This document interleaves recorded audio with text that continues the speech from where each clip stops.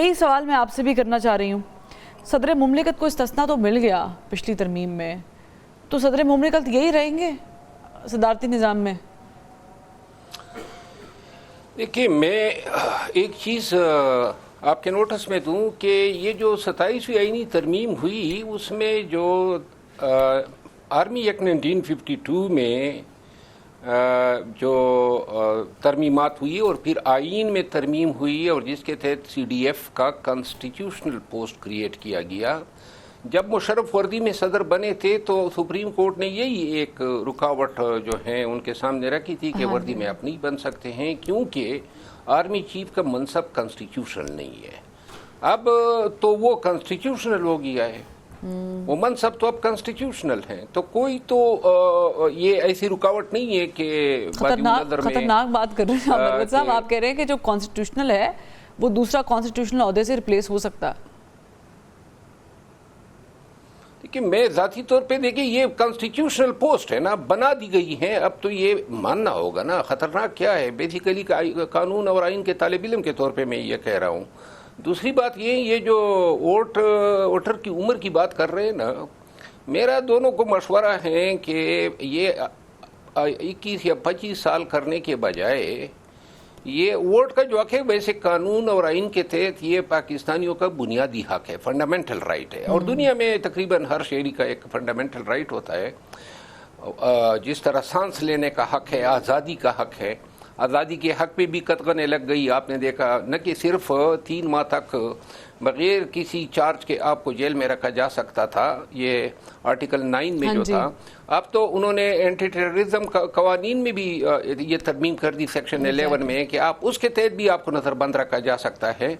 یہ جو ووٹ کا رائٹ ہے نا, اس کے لیے آسان حل یہ ہیں اس نظام کو چلانے کے لیے کہ ایوب خان فیلڈ مارشل جو ہیں اس نے اپنے دور میں بیسک ڈیموکریسی کا جو تصور تھا پیش کیا. بی ڈی ممبر ہوا کرتے تھے, وہ چناؤ کرتے تھے, تو لہذا اور یہ ایف سی آر میں قبائلیوں کو ووٹ کا حق نہیں ہوا کرتا تھا, بلکہ ایک ملک جو ہے وہ پورے علاقے میں اس کا ووٹ گنا جاتا تھا.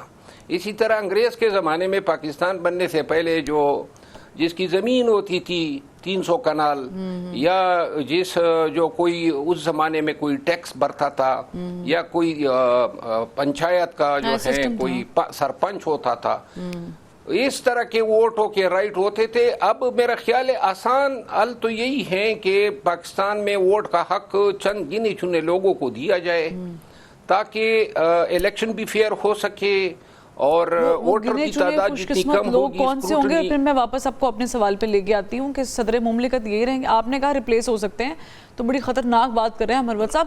جمہوریت بڑی مشکل سے لائی جاتی ہے ملک میں, پاکستان 4 دفعہ ہو گئے ہیں. دیکھیں وہ سہیل وڑائچ صاحب نے ایک کالم لکھا تھا, اور بڑا خوبصورت اس نے کہا تھا کہ یہ پردہ ہے یہ رہنے دیا جائے. میری بھی یہی رائے ہے, یہ پردہ پڑا رہنا چاہیے. اور یہ جو ابھی ہمارے سامنے نظام ہے نا, میں اب کہتا ہوں کہ اس پہ بھی لوگوں کو شکر کرنا چاہیے اگر یہ چلے.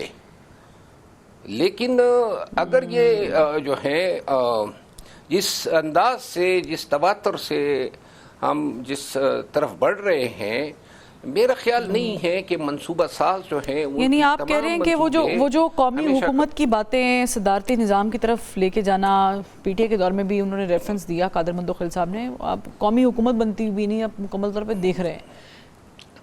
دیکھیں قومی حکومت کے حوالے سے ایک بات میں کر دوں, پاکستان میں فی الوقت شارٹ ٹرم اگر کوئی حل ہے پاکستان کے تمام مسائل کا تو وہ قومی حکومت ہے, اور اس میں ون ون سچویشن ہے تمام کے لیے. ٹھیک ہے, تمام جو ہیں وہ پی ٹی آئی بھی جو ہے اس میں اگر اگری کرتی ہیں تو تمام سیاسی قیدی رہا ہو جائیں گے, مقدمے ختم ہو جائیں گے, سانس لینے کا موقع مل جائے گا. پھر جو پاکستان تحریک انصاف نے جتنے بھی الزامات لگائے ہیں وہ سارے داغ بھی دھل جائیں گے, لیجیٹیمیسی جو ہے وہ بھی حاصل ہو جائے گی.